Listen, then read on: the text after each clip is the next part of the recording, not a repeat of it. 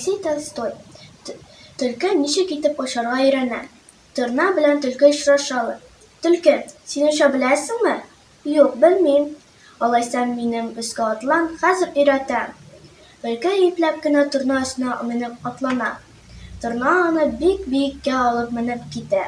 Я, төлкө, җирне күрәсеңме?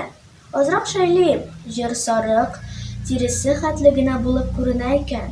Шул вакыт торна төлкене селкеп, өстеннән төшереп җибәрә. Төлкө печән чүмәләсе өстенә килеп төшә. Торна аның янына килә дә: «Я, очарга өйрәндеңме инде, төлкө?» дип сорый. «Өйрәнүне өйрәндем, тик менә җиргә төшү генә читен икән. Яле, тагын атлан, өйрәтим әле үзем».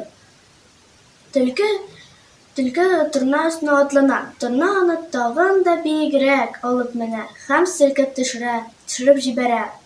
Төлкө исә бер сазлыкка килеп төшә һәм 3 сажень тирәнлеккә бата. Шулай итеп, төлкө тәки очарга өйрәнә алмый кала.